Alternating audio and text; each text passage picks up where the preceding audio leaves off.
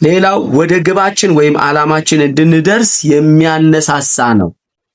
ምን የሚያደርግ ነው? የሚያነሳሳ። እውነተኛ መሪ ካለ ለውጣል። ለምሳሌ ሙሴ ሕዝበ እስራኤልን ከግብፅ ባርነት በእግዚአብሔር ኃይል ነፃ አውጥቷል። ኢያሱ ከግብፅ ምድር የወጣው አዲሱ ትውልድ ወደ ከነዓን ምድር እንዲገባ ወይም የተስፋው ምድር እንዲወርስ አድርጓል። ጌዲዮን እስራኤላውያን ከሚዲያማውን እጅ በማዳን 40 ዓመት እንዲያርፉ አድርጓል። ነህምያ የፈረሰውን ቅጥር አድሷል። እንግዲህ መሪነትና እንዲሁ ለዋጭ መሪዎችን በጥቂቱ ማየት ሞክረናል። ሌላው 5 የአመራር መረቦች አሉ። እነዚህ 5 የአመራር መረቦች በጣም አስፈላጊ ናቸው። አንደኛው ማቀድ። አንድ መሪ ምን ማድረግ አለበት? ሊሰራ ያለውን ነገር ማቀድ አለበት። 2 ያንኑ ያቀደው ነገር ምን ማድረግ አለበት? ማደራጀት ደግሞ አለበት። 3ኛ ያንን ያደራጀው ነገር ምን ማድረግ አለበት? መምራት አለበት። 4ኛ ደግሞ ማስተባበር አለበት ተግባር ላይ እንዲውል ማለት ነው። 5ኛ መቆጣጠር ወይም ደግሞ ምንድነው ጠንካራው ጎን ምንድነው ደካማው ጎን የሚለውን ማየት መቻል አለበት ማለት ነው። እነዚህ 5ቱ መረቦች የሌሉት መሪ ውጤታማ ሊሆን አይችልም። ሌላው 3 የአመራር ምሰሶዎች አሉ። እነዚህ በደንብ አንድ መሪ ሊያውቃቸው የሚገቡ ናቸው ማለት ነው። አንደኛው እውቀት ሊኖረው ይገባል። የቅዱሳት መጽሐፍት እውቀት ሊኖረው ይገባል። 2ኛ ባህሪ።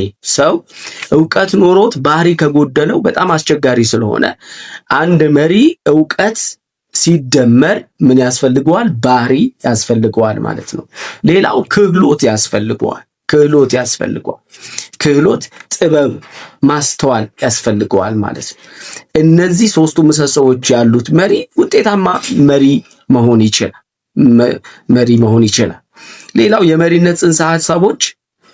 የመሪነት ጽንሰ ሐሳብ ስንመለከት መሪ ይወለዳል፣ ያድጋል፣ ይበስላል እንጂ መሪ በአንድ ጀንበር ተነስቶ ትልቅ አይሆንም። መሪ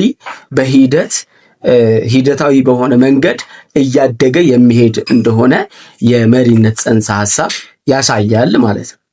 ሌላው የአንድ ድርጅት አመራሩ ህይወቱ ነው። መሪ ልክ እንደ ልብ ነው። በሰውነታችን ላይ መቼም የልብ አስፈላጊነት ምን ያህል እንደሆነ ሁላችንም እናውቃለን።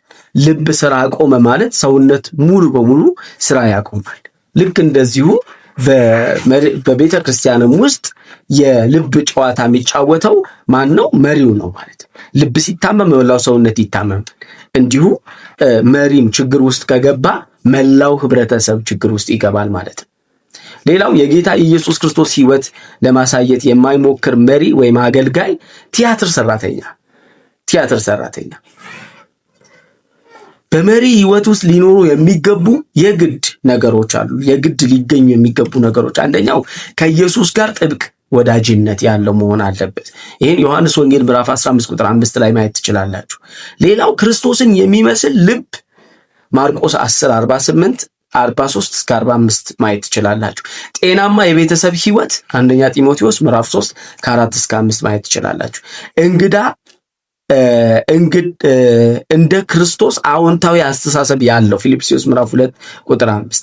የግል ርቱ ህይወት ቲቶ ምዕራፍ 2 ከ7 እስከ 8። እውቀት አንደኛ ቆሮንቶስ 8:1።